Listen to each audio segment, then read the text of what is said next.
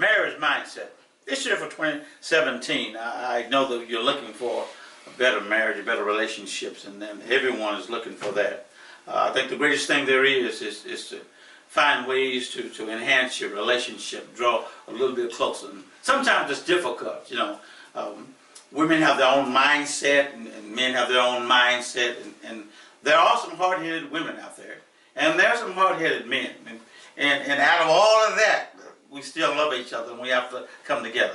But just for a few moments, I want to talk about, roses and weeds.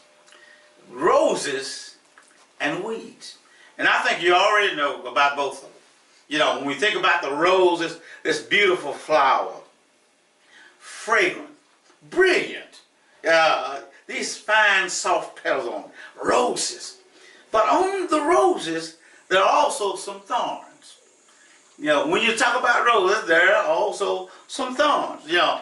And the thing about roses is that, you know, the roses have to be maintained. Even though it is roses, roses are not perfect because they have the thorns. Now, you might have a good spouse, but your good spouse is not perfect, yeah?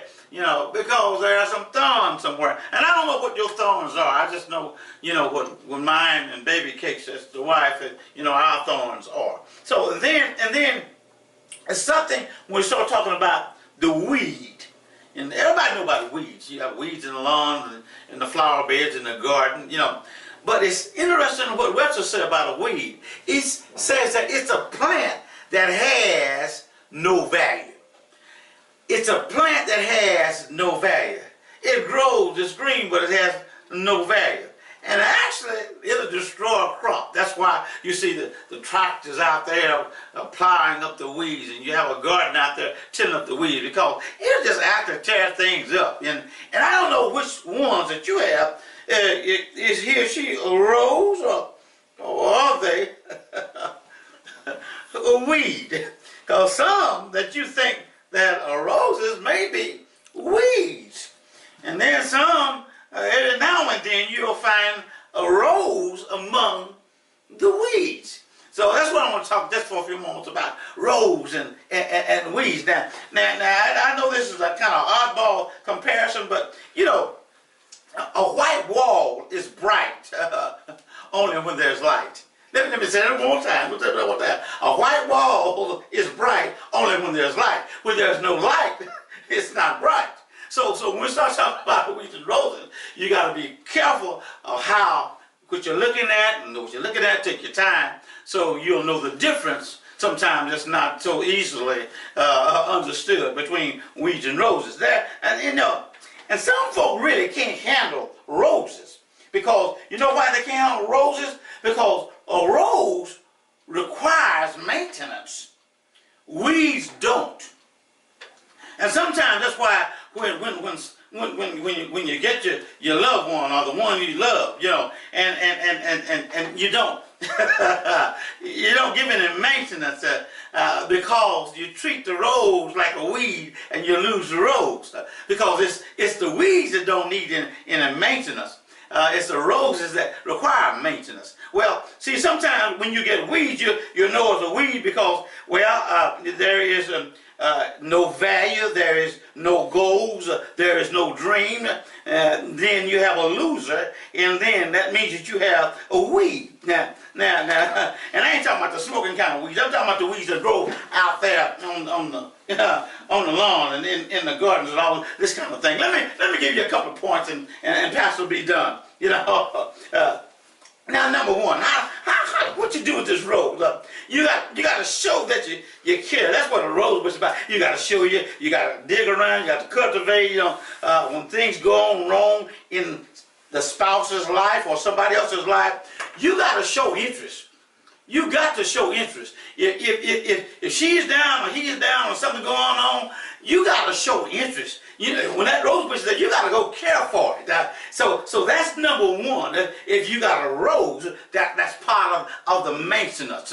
That's part of what you need to do in order to keep the rose with this fragrance and with this beauty. That's number one. The second thing we're going to talk about is don't be afraid to show your feelings. Yeah. You know, you can't be afraid. I'm talking about roses now, not weeds. Because, you know, the weeds have no value and it has no care. You have to do nothing to it. It just grows and it dies. That's all it does.